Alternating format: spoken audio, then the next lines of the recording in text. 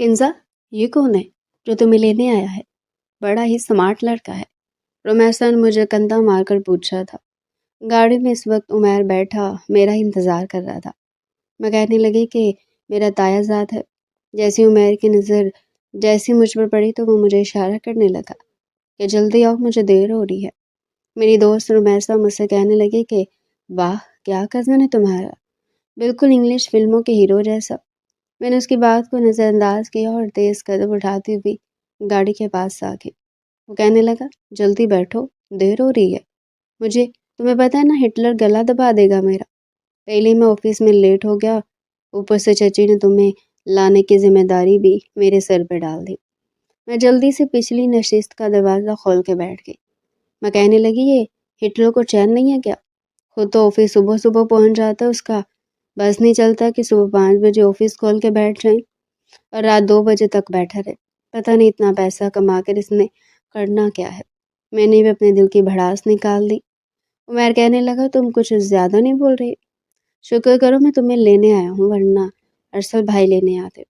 और तुम्हारी ये जो कैंची की तरह जुबान चल रही है ना, वो बिल्कुल बंद होती। वो काफ़ी तेज़ ड्राइविंग कर रहा था। मैंने कहा, बात तुमने शुरू की है? तो वो कहने लगा, हाँ की थी, लेकिन इसलिए नहीं कि तुम शुरू हो जाओ। इनके सामने तो तुम सांस लेना तक भूल जाती हो।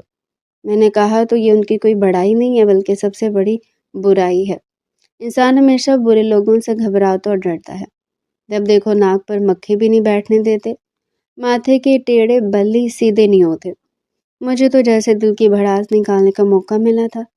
उमैर मुस्कुराने लगा और फिर कहने लगा, तुम्हारे बारे में भी उनके ऐसे कुछ ख्यालात है। मैंने कहा, मैं जानती हूँ, पूरे घर में एक मैं ही तो उनको बुरी लगती हूँ। वो कहने लगा, तुम भी तो पास नहीं आती, जिस चीज़ से उन्हें चिढ़े तुम वही करती हो। और ये तुम हर वक्त हाथ में टॉवल पकड़े पता नहीं किस दुनिया में घूमती फिरती रहती हो। बोर नहीं हो जाती? एक तो कॉलेज की किताबें पढ़ के, ऊपर से फिर मोटे मोटे नॉवल पढ़ के।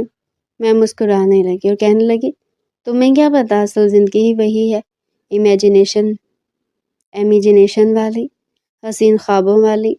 मेरे सारे दिन की फ्रस्ट्रेशन और इस हिटलर की बातें भुलाने के लिए मुझे सबसे अच्छा ज़रिया मिला है। मुझे बहुत मज़ा आता है।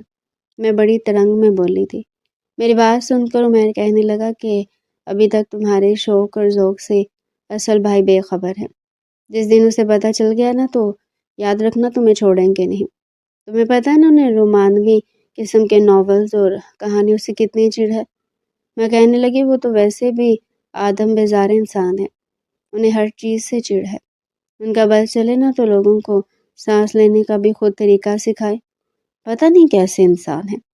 मुझे तो कभी कभी उन्हें देखकर ऐसा फील होता है जैसे वो रिबोट हैं, घड़ी की सुइयों के साथ। पता नहीं ये शख्स कैसे जी लेता है। कसम से उमर, जब मैं ये सोचती हूँ ना कि कल को उसकी बीवी आएगी, मुझे उस बेचारी पर बड़ा तरस आता है। पता नहीं कौन होगी जो उसके साथ इतनी टफ लाइफ गुजारेगी। तौबा तौबा। मैंने अपने कानों को हाथ लगाया था।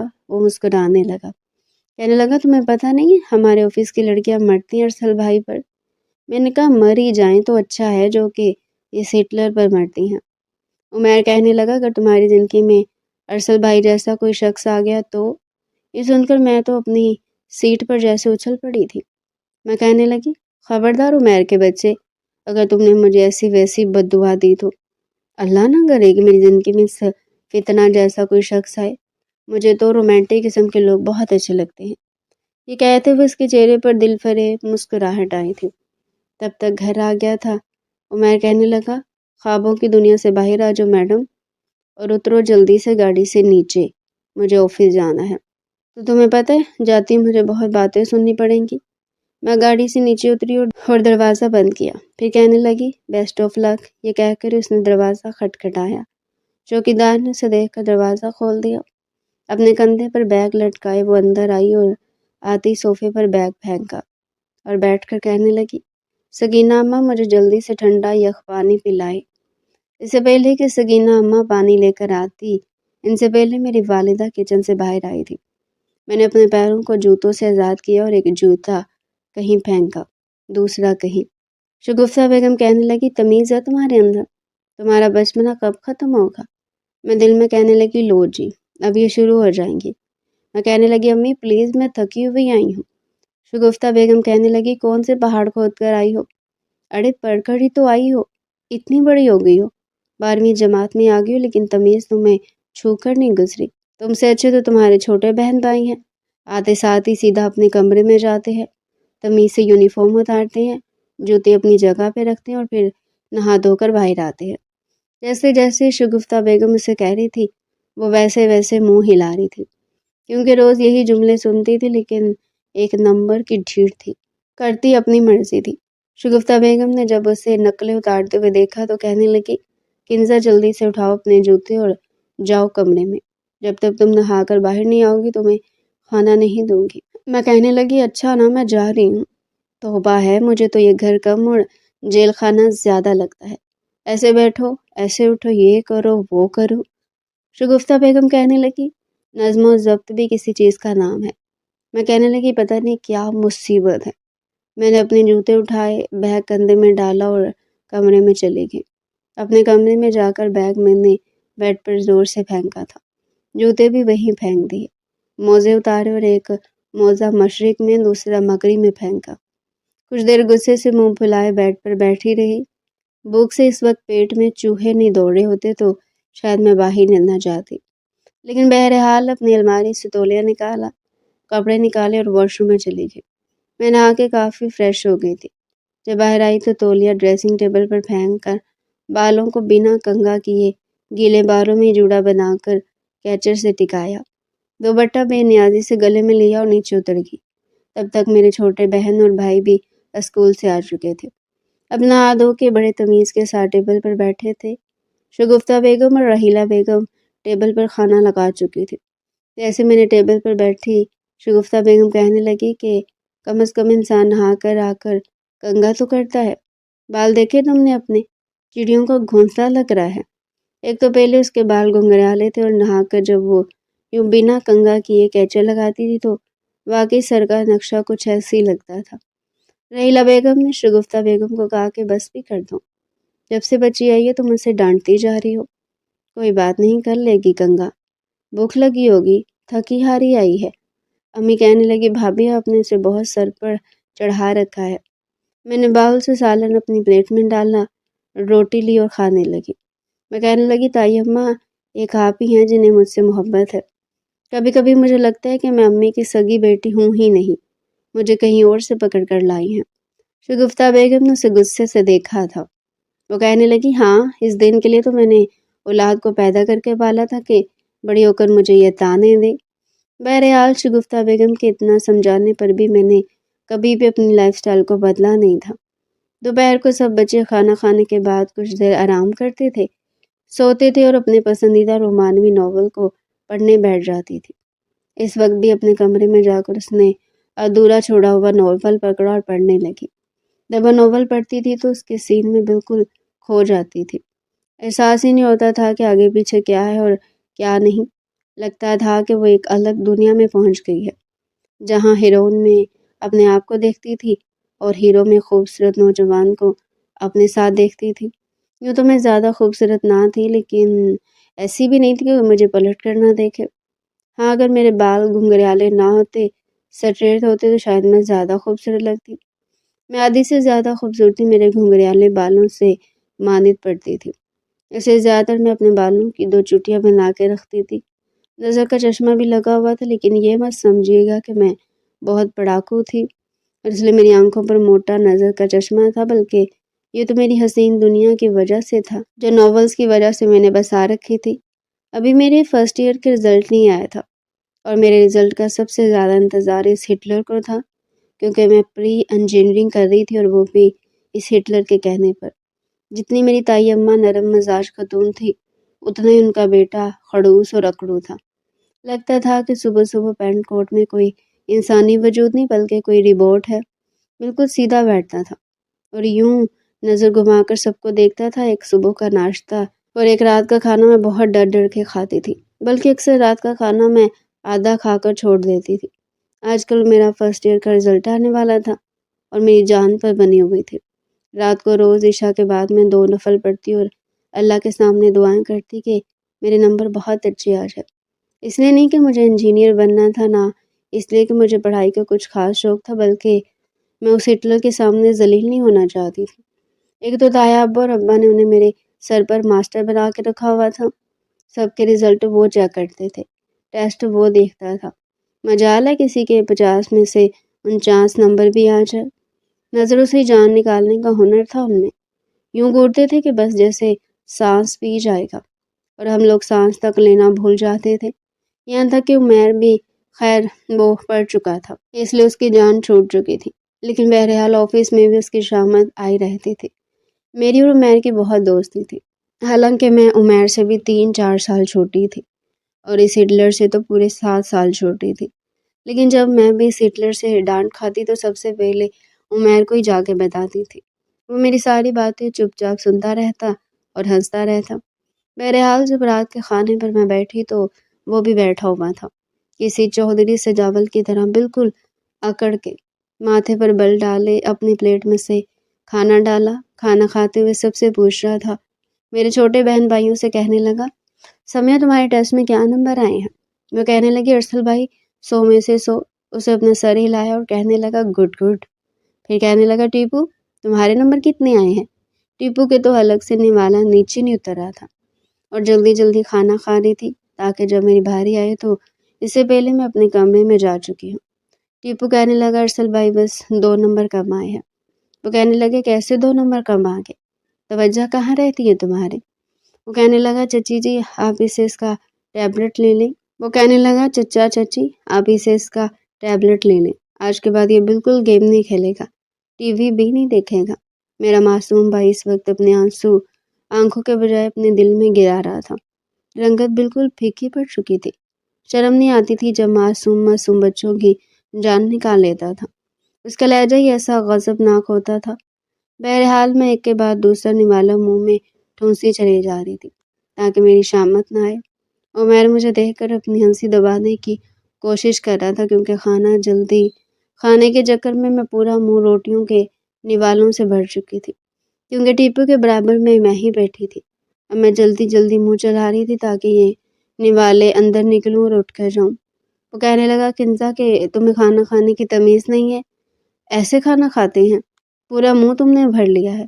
میں جلدی جلدی منہ چلا رہی تھی، پھر جلدی جلدی سے میرے سارے نوالوں کو چبا کر اپنے اندر نکلا اور پانی کا آدھا گلاس منہ کو لگا دیا۔ اس سے پہلے کہ میں کرسی سے اٹھ کر کھڑی ہوتی وہ کہنے لگا، یہیں بیٹھ جاؤ۔ میں نے کہا، میں کھانا کھا چکی ہوں، میرا پیٹ بھر گیا۔ تو وہ کہنے لگا، بیٹھو ادھر۔ پھر کہنے لگا، یہ تمہارا فرسٹ ایئر کا رزلٹ کب آئے گا؟ میں نے کہا، پتہ نہیں، اور شاید اس بار لیٹ ہو جائے۔ میں اسی سوال سے ڈر رہی تھی، بچنے کی کوشش کر رہی تھی۔ تو وہ کہنے لگا، جہاں تک میری انفارمیشن 3-4 دن میں تمہارا رزلٹ آنے والا ہے، اس لیے تم تیار رہنا۔ میں نے کہا، کس چیز کے لیے؟ تو وہ کہنے لگا کہ اگر تمہارا رزلٹ میرے معیار کے مطابق نہیں آیا تو اپنی شامت کے لیے تیار رہنا، اب تم جا سکتی ہو۔ مجھے لگتا تھا کہ جیسے گھر میں بھی اسکول جیسا ماحول ہے اور یہ کسی سخت پرنسپل کی طرح ہمارے سر پر بیٹھا ہے جو ہمیں کچھ بھی کہہ سکتا ہے۔ بہرحال میرا رزلٹ یوں تو اچھا آیا تھا، اے گریڈ تھا، 89% آئی تھی، لیکن یہ رزلٹ اس ہٹلر کے معیار کے مطابق بالکل نہیں تھا۔ حالانکہ میرے والد بہت خوش تھے، طاہر نے بھی مجھے مبارکباد دی تھی، لیکن عمیر مجھے کہنے لگا، بچوں آج تو تمہاری شامت پکی۔ میں نے کہا، اتنے اچھے نمبر تو آئے ہیں، اس سے زیادہ اچھے نمبر تو نہیں آتے۔ تو وہ کہنے لگا، جن کا A1 گریڈ آیا ہے نا، ان کے نام تک اس ہٹلر کو یاد ہوں گے، ابھی آئے گا نا تو تم ان سب کی پرسنٹیج بھی بتائے گا اور نمبر اور نام بھی، جنہوں نے ٹاپ کیا ہے۔ میں نے کہا، تو ہر انسان ٹاپ کرنے کے لیے پیدا تو نہیں ہوا، بلکہ ہمارے گھر کا ہر بچہ ٹاپ کرنے کے لیے پیدا ہوا، کیونکہ ارسل نے ٹاپ کیا۔ میں نے کہا، یہ فیل کیوں نہیں ہو گیا تھا؟ عمیر مجھے ڈر لگ رہا ہے۔ تو وہ کہنے لگا، تو میں کیا کروں؟ میں نے کہا، میں کھانا نہیں کھاؤں گی۔ وہ کہنے لگا، تو کیا اگر تم کھانا نہیں کھاؤ گی تو کیا وہ تمہیں چھوڑ دے گا؟ وہ تمہیں اپنے کمرے میں بلوا لے گا۔ میں نے کہا، کوئی ترکیب بتاؤ۔ وہ کہنے لگا، مجھے نہیں آتی کوئی ترکیب، مجھے کیا پتہ۔ میں نے کہا، مجھے پتہ ہے تم میری کوئی مدد نہیں کر سکتے، تم ایک دم بیکار ہو۔ وہ کہنے لگا، تو محنت کرنی چاہیے تھی نا۔ میں نے کہا، اور کتنی محنت کرتی؟ مجھے نہیں پتا، میں کھانا نہیں کھاؤں گی اور کمرے سے باہر بھی نہیں نکلوں گی۔ وہ کہنے لگا، تو وہ تمہارے کمرے میں آ جائے گا۔ کتنی ہی دیر لگتی ہے اسے اپنے کمرے سے تمہارے کمرے میں آتے ہوئے؟ بس 10 قدم کا تو فاصلہ ہے۔ میں اس وقت اپنے کمرے میں بیٹھی بے حد پریشان چکر پہ چکر کاٹ رہی تھی، اور عمیر میرے بیڈ پر بیٹھا مجھے مزید پریشان کر رہا تھا، ڈرا رہا تھا۔ میں نے کہا تمہیں اگر کوئی اچھا سا مشورہ نہیں دینا تو باہر جاؤ، میں سونے لگی ہوں۔ وہ کہنے لگا نیند آ جائے گی تمہیں؟ اچھا، بڑی بات ہے کہ تمہیں نیند آ جائے گی۔ ابھی ہم باتیں کر ہی رہے تھے کہ جب دروازے پر دستک ہوئی۔ میرا دل بری طرح سے کانپا تھا۔ میں نے کہا کون ہے؟ تو وہ ٹیپو تھا۔ وہ کہنے لگا ارسل بھائی آپ کو بلا رہے ہیں، ساتھ میں جمائیاں لے رہا تھا۔ میں نے کہا مجھے بھوک نہیں ہے، تو وہ کہنے لگا ابھی کھانے کا ٹائم نہیں ہوا، اپیا وہ آپ کو اپنے کمرے میں بلا رہے ہیں۔ عمیر کہنے لگا جاؤ جاؤ، تمہاری شامت پکی ہے۔ میں نے کہا عمیر تم میرے ساتھ چلو، مجھے ڈر لگ رہا ہے۔ میں یوں تھی کہ جیسے ابھی رو دوں گی۔ وہ کہنے لگا جی نہیں، مجھے کوئی شوق نہیں ہے تمہارے ساتھ جانے کا، اسے میری بھی کوئی خامی کا نقص نظر آ جائے گا، ساتھ ساتھ مجھے بھی تانے مارے گا بھائی۔ میں اس وقت ایسی کسی بدمزگی کے موڈ میں بالکل نہیں ہوں، تم جاؤ اور میں تمہارا یہ رومانٹک ناول پڑھتا ہوں۔ دیکھو تو صحیح کہ تم پڑھتی کیا ہو۔ میں نے کہا دفعہ ہو جاؤ، مر جاؤ، تم جیسے دوست کا ایسے کزن کا کیا فائدہ جو مشکل وقت میں کام نہ آئے۔ تو وہ کہنے لگا چلو چلو شاباش، اپنے حصے کی ڈانٹ خود کھاؤ۔ میں اپنے کمرے سے باہر آ گئی۔ 10 قدم کے بعد اس کا کمرہ تھا، لیکن مجھے یہ 10 قدم اٹھانے بھی بھاری لگ رہے تھے۔ چھوٹے چھوٹے قدم اٹھاتے ہوئے میں خرامہ خرامہ چلتے اس کے کمرے تک پہنچی تھی۔ پہلے اپنی آنکھیں بند کی، اپنے آپ کو ایک بہت بڑے لیکچر کے لیے تیار کیا، پھر اپنے حلق سے تھوک نکلا، اپنے اندر ایک حوصلہ پیدا کیا، پھر کمرے کے دروازے پر دستک دی۔ وہ کہنے لگا اندر آ جاؤ۔ لہجہ اتنا بلند تھا کہ میرے اندر کی ساری ہمت منٹ میں ہوا ہو گئی تھی۔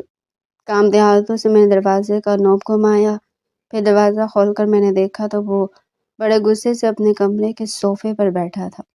وہ ابھی ابھی آفس سے آیا تھا، لیکن میں حیران تھی کہ اسے آفس سے آتے ہوئے صرف 15 منٹ ہوئے تھے، اور اس وقت وہ نہا دھو کر فریش ہو کر بیٹھا ہوا تھا، بلکہ بڑے غصے سے بیٹھا ہوا تھا۔ پتہ نہیں یہ بندہ اتنی جلدی نہا کے واپس کیسے آ جاتا ہے، سب کچھ ٹائم پر کیسے کر لیتا ہے۔ میں دروازے پر ہی کھڑی رہی تو وہ کہنے لگا اندر آؤ۔ میں ڈرتے ڈرتے اندر آئی تھی۔ وہ کہنے لگا مارک شیٹ کہاں ہے تمہاری؟ میں نے کہا وہ کمرے میں۔ تو وہ کہنے لگا لے کر کیوں نہیں آئی؟ میں نے کہا مجھے کیا پتا آپ نے اس لیے بلایا ہے۔ تو وہ کہنے لگا اور میں تمہیں کس لیے بلاؤں گا، جا کے اپنی مارک شیٹ لے کر آؤ۔ ویسے ہی غصے سے بھرا لہجہ میں دوبارہ کمرے میں گئی تو عمیر بیٹھا ناول پڑھ رہا تھا۔ وہ کہنے لگا واہ کیا بات ہے، ہیرو کی انٹری ہوتی چاروں طرف ہیروئن کو میوزک سنائی دینے لگا، تیز ہوائیں چلنے لگی۔ ہیروئن کا دل اس وقت تیز تیز چل رہا تھا، ہیرو کی بےتاب نظریں ہیروئن کے چہرے پر ٹکی ہوئی تھی۔ اس سے پہلے کہ ہیرو ہیروئن کا ہاتھ پکڑتا، اس سے پہلے کہ واقعے کا سین پڑتا جو کہ کچھ غیر مناسب سا تھا، میں نے کہا عمیر کے بچے بند کر میرا ناول۔ وہ کہنے لگا کیوں بند کروں، قسم سے بڑے مزے کا سین ہے۔ میں نے اس کے ہاتھ سے ناول پکڑا اور اپنے دراز میں ڈال کر اسے لاک کیا اور چابی اپنے ہاتھ میں پکڑ لی۔ میں نے کہا خبردار جو آج کے بعد تم نے میرے کسی ناول کو پڑھا۔ پھر میں بھول گئی تھی میں لینے کے آئے تھے۔ اپنا سر کھجاتے ہوئے سوچنے لگی تو وہ کہنے لگا کیا سوچ رہی ہو؟ مارک شیٹ مانگی ہوگی نا تم سے ارسل بھائی نے؟ میں نے کہا ہاں یار وہی مانگی، پتہ نہیں میں نے کہاں رکھ دی۔ میری بات سن کر اس کی حیرت سے آنکھیں پھٹی تھی۔ وہ کہنے لگا مارک شیٹ گم کر دی بیٹا، اب تو تمہاری شامت پکی ہے۔ میں جلدی جلدی اپنا بیگ دیکھنے لگی، شکر تھا کہ کتاب کے اندر سے مجھے مل گئی تھی۔ میں وہ لے کر دوبارہ سے اس کے کمرے میں آ گئی، اس کے سامنے اپنی مارک شیٹ دکھائی۔ نمبر دیکھنے کے بعد وہ کہنے لگا مجھے بہت افسوس ہوا تمہاری مارک شیٹ دیکھ کر۔ یہ کہہ کر اس نے واپس مجھے پکڑا دی۔ میں نے کہا کہ کلاس میں سب سے زیادہ ہائیسٹ میرے نمبر ہے۔ تو وہ کہنے لگا تمہیں پتہ ہے جس لڑکے نے ٹاپ کیا اس کی پرسنٹیج کتنی آئی ہے؟ میں نے کہا 98۔ کہنے لگا جی نہیں 99۔ جب وہ لڑکا اتنی محنت کر سکتا تو تم کیوں نہیں کر سکتی؟ جب تمہیں بولو پڑھو تو تمہیں کوئی نہ کوئی کام یاد آ جاتا ہے۔ میں نے تمہارے لیے نہ جانے کیا کیا خواب دیکھے ہیں، اور ایک تم ہو کہ بہت مایوس کرتی ہو مجھے۔ اگر سیکنڈ ایئر میں تمہارا یہی رزلٹ رہا تو پھر دیکھنا کیا کرتا ہوں میں تمہارے ساتھ۔ میں نے کہا کہ ٹھیک ہے اس بار ایسا کچھ نہیں ہوگا۔ میرے حلق سے آواز نہیں نکل رہی تھی۔ وہ کہنے لگا جاؤ یہاں سے۔ میں نے اس کے کمرے سے باہر نکل کر اپنا سانس بحال کیا تھا جو کب سے روکا ہوا تھا۔ شکر ہے کہ اس نے مجھے زیادہ ڈانٹا نہیں تھا۔ بہرحال میں اپنے کمرے میں آ گئی۔ اتوار کے دن بھی ہمارے گھر میں صبح 7 بجے ناشتہ ہوتا تھا، کیونکہ ہٹلر کہتا تھا کہ اتوار ہے تو کیا ہوا، روٹین خراب نہیں کریں گے۔ ناشتہ کرنے کے بعد وہ ہم سب سے ہمارے ٹیسٹ کے بارے میں پوچھتا، ہم کیسے پڑھتے ہیں یہ پوچھتے تھے، تو کبھی کبھی تو سوال جواب بھی کرنے لگتا۔ میں بہرحال ناشتے کے بعد ٹیسٹ یاد کرنے کا بہانہ بنا کر اپنے کمرے میں آ گئی تھی۔ اس وقت میں بے حد ٹینشن میں تھی، اس لیے سوچا کہ پہلے تھوڑی دیر ناول پڑھ لیتی ہوں، ویسے بھی ختم ہونے والا تھا، صرف 60 صفحے ہی باقی رہ گئے تھے، اب وہ تو میں چٹکیوں میں ختم کر سکتی تھی۔ میں نے دراز کھولا، اپنا ناول نکالا اور وہ پڑھنے لگی۔ اب اس میں نے 25-30 صفحے ہی پڑھے تھے کہ آخر کے سین چل رہے تھے جو کہ زیادہ تک رومانٹک ہی ہوتے ہیں، اور میں لڑکا لڑکی کے سین ہی پڑھ رہی تھی کہ جب کسی نے میرے ہاتھ سے ناول چھینا تھا۔ جب میں نے سامنے دیکھا تو میری جان نکل گئی، کیونکہ سامنے ہٹلر کھڑا تھا۔ پتہ نہیں وہ کمرے میں کیسے آیا تھا، وہ بھی بنا دستک دکھے۔ وہ بڑے غصے سے مجھے دیکھ رہا تھا۔ اسے میرے ہاتھ سے ناول وہیں سے پکڑ کر چھینا تھا جہاں سے میں پڑھ رہی تھی، اور اس وقت کافی رومانٹک سین تھا جو لڑکا لڑکی کے بیچ میں چل رہا تھا۔ وہ کہنے لگا، یہ پڑھ رہی ہو تم تو یہ ٹیسٹ ہے تمہارا؟ میں فوراً سے بیڈ سے کھڑی ہو گئی، وہ ناول پڑھنے لگا اور میں یوں تھی شرمندگی مارے جی چاہ رہا تھا زمین پھٹے اور میں اندر دفن ہو جاؤں، کیونکہ وہ جیسے جیسے پڑھ رہا تھا ویسے ویسے مجھے بڑے غصے سے دیکھ رہا تھا۔ اس نے ناول لیا اور میرے سامنے اڑا کر اسے پھینک دیا۔ وہ کہنے لگا، تو یہ فضولیات پڑھتی ہو تم؟ میں ٹپ ٹپ آنسو بہانے لگی۔ میرے پاس کوئی بہانہ نہیں تھا۔ وہ کہنے لگا، شرم نہیں آتی تمہیں یہ سب پڑھتے ہوئے؟ میں تمہیں کامیاب آرکیٹیکچرز بنانا چاہتا ہوں، اور ایک تم ہو کہ یہ گھٹیا اور غیر اخلاقی چیزیں پڑھتی ہو۔ بتاؤں چچا کو کیا پڑھ رہی تھی؟ تو میری تو یہ سن کر ہی جان نکلی تھی، تو میں نے گھبرا کر اس کا ہاتھ پکڑ لیا۔ میں نے کہا، پلیز ارسل بھائی، بابا کو کچھ مت بتائیے گا۔ اس نے فوراً سے اپنے ہاتھ میرے ہاتھ سے کھینچا تھا۔ وہ کہنے لگا، سیدھی کھڑی رہو۔ میں ایک دم الف کی طرح سیدھی کھڑی ہو گئی۔ وہ کہنے لگا، آئندہ اگر میں نے تمہیں اس قسم کی فضولیات پڑھتے ہوئے دیکھا تو یاد رکھو، چھوڑوں گا نہیں تمہیں۔ پھر کہنے لگا، اپنے دراز کی چابی مجھے دو۔ سامنے اس نے دراز کی طرف اشارہ کیا تھا جہاں میرے سارے ناول پڑے تھے۔ میں نے تکیے کے نیچے سے چابی نکال کر اسے دے دی۔ اس نے پھر دراز کھولا اور میرے سارے ناول کی کتابیں دیکھی، پھر ایک گہری سانس لے کر مجھے بڑے غصے سے دیکھا، اور پھر سارے ناول اٹھائے اور اپنے کمرے میں لے کے۔ میں تو یوں تھی جیسے کاٹو تو خون نہ نکلے۔ گھبرائے ہوئے انداز میں اپنا ناخن دانتوں میں دبائے کمرے کے چکر کاٹنے لگی۔ آنکھوں سے آنسو بڑی تیزی سے روا ہو رہے تھے۔ شرم سے تو الگ میں پانی پانی ہو رہی تھی، جو کچھ بھی تھا، مگر مجھے شرمندگی بہت زیادہ محسوس ہو رہی تھی۔ 10 منٹ تک میں روتی دھوتی رہی، ہٹلر کے ڈر سے گھبراتی رہی، جسے تو یہ منتیں تلے کر لی تھی کہ بابا اور بڑے بابا کو مت بتانا، مگر ان سے زیادہ جلاد تو یہ خود ہٹلر ہی تھا۔ حالانکہ یوں تھا جیسے کانٹے چبھ رہے ہوں۔ دھیرے دھیرے جیسے آواز بحال ہوئی تو مجھے اپنے ناولوں کی کتابوں کی فکر لگ چکی تھی۔ اپنی پاکٹ منی جوڑ جوڑ کر میں نے یہ ناول خریدے تھے، وہ نہ جانے میرے ناولوں کے ساتھ کیا کرتا۔ ایک دم سے میرا سارا ڈر غائب ہوا اور اپنے ناولوں کی فکر ستانے لگی۔ کیسے اپنے ناولوں کو سے ہٹلر سے واپس لیتی؟ ارے ابھی تو 3 ناول کی موٹی موٹی کتابیں ایسی تھی جو میں نے پڑھی بھی نہیں تھی۔ 2 روز پہلے ہی میں نے رومیسا کو پیسے دے کر اسٹال سے منگوائی تھی۔ کیا کروں کیا نہ کروں، میں اپنی انگلی کو مروڑتے ہوئے سوچنے لگی۔ اس خڑوس ہٹلر کے ہاتھ میں وہ ناول لگ تو چکے تھے، مگر نہ جانے ان کے ساتھ وہ کیا کرتا۔ ابھی میں یہ سوچ رہی تھی کہ جب دھیرے سے دروازہ کھلا اور میرا چھوٹا بھائی ٹیپو اپنا سر جھانکنے کے انداز میں نکال کر کہنے لگا، کیا یار آپ بھی کتنا ٹائم لگاتی ہیں؟ ابھی تک آپ کے ٹیسٹ کی تیاری نہیں ہوئی کیا؟ نیچے ارسل بھائی بلا رہے ہیں، جلدی ہی آئیں ورنہ دوبارہ یہ سیڑھیاں چڑھ کر آپ کے کمرے تک مجھ سے نہیں آیا جائے گا۔ ایک تو پہلے 50 دفعہ ارسل بھائی اٹھک بیٹھک کروا چکے ہیں، مجھے تو لگ رہا ہے یہ اگلے 2 ہفتوں تک میں بستر سے اٹھ نہیں پاؤں گا۔ پتہ نہیں میرے کون سے پوٹے کرم تھے جو ارسل بھائی جیسا بھائی میرے پلے پڑ گیا۔ ٹوپو الگ اپنے گھٹنے دباتا دھیرے دھیرے سیڑھیوں اتر رہا تھا، کیونکہ کچھ دیر پہلے جو سوال ارسل نے اسے پوچھا تھا اس نے اس کا جواب غلط دیا تھا۔ میں تو گھبرا چکی تھی۔ چپ چاپ اپنی بکس اٹھا کر نیچے چلی آئی۔ لان میں ارسل مطلب کہ ہٹلر دادا خود تو کرسی پر بیٹھے تھے اور ہم سب کو کوئی ادنا حقیر غلام سمجھ کر سامنے قالین پر بٹھا رکھا تھا۔ نہ چاہتے ہوئے مجھے بھی اس قالین پر ہی بیٹھنا پڑا۔ فی الحال میں ہٹلر سے آنکھیں ملانے کے موڈ میں بالکل بھی نہیں تھی۔ جیسے ہی سر اٹھا کر دیکھا تو میری روح فنا ہوئی تھی، کیونکہ سامنے ٹیبل پر میرے سارے ناولز کی کتابیں پڑی تھی۔ ہاتھ میں اسٹک لیے وہ مجھے گھور کر دیکھ رہے تھے۔ کنزا اپنا نام سن کر میں گھبرائی۔ ادھر آؤ، میرے پاس فزکس کی بکس لے کر آؤ، یہاں بیٹھو میرے سامنے۔ میں گھبرائے ہوئے انداز میں بوکھلا کر ان کے پاس جا کر بیٹھ گئی۔ جب بک کو کھولتی انہوں نے ساری اکویشنز مجھے بطور ٹیسٹ دیتے ہوئے کہا کہ مجھے ابھی یہ سارے کویسچن سولو کر کے بتاؤ۔ میرا تو کلیجہ منہ کو آیا تھا۔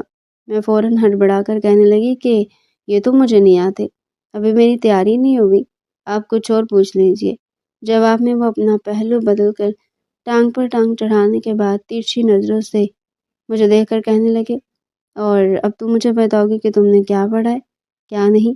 یہ چیپٹر نمبر 2 ہے، اسی میں سے میں تمہیں سوال دے رہا ہوں، چپ چاپ بیٹھ کر حل کرو۔ اگر تم سے کویسچنز مجھے 100/100 نمبروں سے حل کر کے دیتی ہو تو یہ ساری کتابیں تمہیں واپس بطور انعام ملیں گی، ورنہ یہی تمہارے سامنے میں ان سب کو آگ لگوا دوں گا۔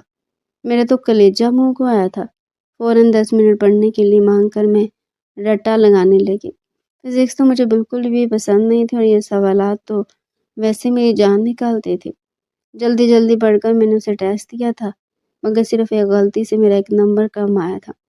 اسے تو میں آج تک کبھی کسی کھلونے کے لیے اپنے ماں باپ کے ترلے نہیں کیے تھے، جتنے میں اس وقت سب کے سامنے ہاتھ جوڑ کر ہٹلر سے کہہ رہی تھی کہ پلیز ایسا مت کیجیے، میری کتابیں مجھے واپس کر دیجیے، 1 نمبر کا ہی تو فرق ہے، کیا ہو گیا اگر آپ اب تک 100/100 نمبر لیتے آئے ہیں؟ ضروری تو نہیں کہ ہر کوئی آپ جیسے ہی ذہین فتین ہو، مگر میرے سامنے وہ میرے ناولز کی کتابوں کو آگ لگا چکے تھے۔ میں یوں چیخ چیخ کر رو رہی تھی جیسے کتنا بڑا نقصان ہو گیا۔ میرے رونے کی آواز سن کر رحیلہ بیگم اور شگفتہ بیگم بھی باہر نکل آئی تھی۔ لان میں لگی آگ کو دیکھ کر گھبرا کر کہنے لگی، ارسل بیٹا یہ کیا ہوا ہے؟ یہ کس چیز کو آگ لگائی ہے تم نے؟ میں بیٹھی رو رہی تھی جب ٹیپو اور میرے چھوٹے بہن بھائی بیٹھ کر ہنس رہے تھے۔ تبھی عمیر بھی گھر آ چکا تھا اور میں سسک کر ان کو بتا رہی تھی کہ دیکھیں انہوں نے کیا کیا، میری ساری اسکول کی کتابیں جلا دی۔ میں نے یہ جھوٹ بول دیا تھا، مگر اگلے ہی پل ارسل نے غصے سے کہا، واٹ، تم جھوٹ بھی بولنے لگ گئی ہو؟ مجھے تو پتہ ہی نہیں تھا جس کالج میں ایڈمیشن ہوا ہے نا تمہارا، کیا وہاں پر تمہیں انجینئرنگ کے ساتھ ساتھ جھوٹ بولنے کی بھی ٹریننگ دے دی ہے؟ میں سہم چکی تھی، مگر سب کے سامنے سے ہٹلر نے چیخ چیخ کر سب کو بتا دیا۔ میری امی کو مخاطب کر کے کہنے لگی کہ چچی آپ نے اس پر دھیان نہیں دیا، اس قدر بیہودہ چیزیں پڑھتی رہتی ہے، یہ سارے ناولز میں نے اس کے کمرے میں دیکھے ہیں، عجیب خرافاتی دماغ ہے اس کا، جب یہ اپنا وقت کتابوں کے بجائے ناولز میں برباد کرے گی تو پھر ایک کامیاب انجینئر کیسے بن سکے گی؟ میری امی اس کے سامنے الگ شرمندہ سی ہو رہی تھی۔ میں روتے ہوئے اپنے خاک بنے ناولز کو دیکھ رہی تھی۔ غصے سے میں نے کھا جانے والی نظروں سے اسے دیکھا تھا۔ اس سے پہلے جس قدر ڈر اور خوف میرے دل میں ہٹلر کے لیے تھا شاید ہی کسی اور کے لیے ہو، مگر آج تو مجھے اپنے دل میں نفرت سی بھی محسوس ہونے لگی تھی۔ اچھا نہیں کیا تھا ارسل نے میرے ساتھ، امی مجھے کمرے میں لے آئی اور مجھے ڈانٹنے لگی کہ آج کے بعد تمہاری پاکٹ منی بند، تمہیں جو چیز چاہیے ہوگی تم مجھے کہو گی اور میں خود تمہیں لا کر دوں گی۔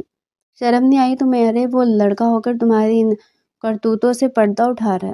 میں اپنے گھنگریالے بالوں کو کانوں کے پیچھے کر کے کہنے لگی، آپ سب لوگ ارسل کے ہی بہت بار یقین رکھتے ہو، مجھے کبھی کبھی محسوس ہوتا ہے میں ایک گھر میں نہیں بلکہ جیل میں رہ رہی ہوں۔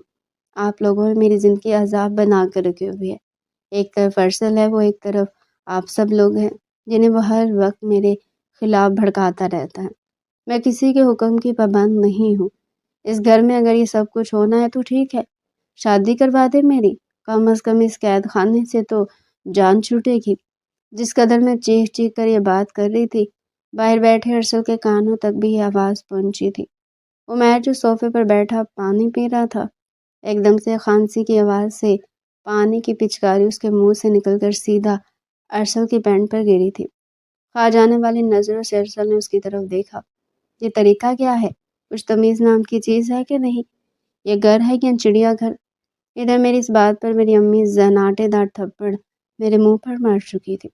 جس پل میرے ساتھ یہ واردات ہو رہی تھی اسی پل عمیر، ارسل اور رحیلہ تائی بھی وہاں پر آ چکی تھی۔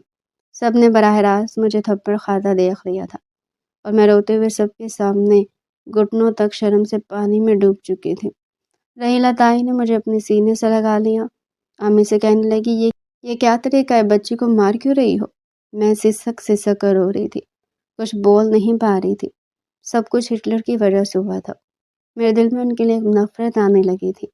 مجھے وہ اپنی خوشیوں کے دشمن لگنے لگے تھے۔ میرے اور میرے ناولز میں جو بھی آتا سچ میں وہ میرا دشمن ہی تو تھا۔ میری امی کو عمیر وہاں سے لے جا چکا تھا اور ارسل کچھ دیر تو وہاں پر کھڑا رہا، مگر پھر وہ بھی وہاں سے چلا گیا۔ اس کے بعد میں اپنے کمرے سے نہیں نکلی تھی۔ سب لوگ کھانے کی میز پر موجود تھے مگر میری سیٹ خالی تھی۔ میں اپنے کمرے میں بیٹھی ابھی بھی پھوٹ پھوٹ کر رو رہی تھی۔ میرے چھوٹے بہن بھائی مجھے چڑھانے کی غرض سے ہی صحیح ایک کٹورے میں میرے ناولز کی جلی ہوئی راکھ لے آئے تھے اور میرے سامنے فرش پر رکھ کر روتے ہوئے کہہ رہے تھے کہ ہم تمہارے ناولز کی آستیاں لے آئے ہیں، اب بتاؤ انہیں گندے نالے میں بہانا یا تم انہیں سنبھال کر اپنے سینے سے لگا کر رکھو گی؟ اس بات پر میں نے اپنا چپل اٹھا کر ان کی طرف دے مارا تھا۔ کتوں، کمینوں، یہاں میرا نقصان اور بدنام الگ ہو چکی اور تم لوگوں کو یہ سب سوچ رہا ہے؟ دفع ہو جاؤ، مر جاؤ، ورنہ تم لوگوں کو بھی میں یوں ہی جلا کے بھسم کر دوں گی۔ دونوں مجھ سے چپل کھاتے وہاں سے بھاگ چکے تھے اور میں وہیں پر بیٹھی رو رہی تھی۔ کچھ دیر بعد مجھے اپنے کمرے کے باہر قدموں کی چاپ سنائی دی۔ کوئی آ رہا تھا مگر میں یوں ہی گھٹنوں میں سر دیے روتی رہی۔ دروازہ دھیرے سے کھلا، میں نے پھر بھی سر اٹھا کر نہ دیکھا۔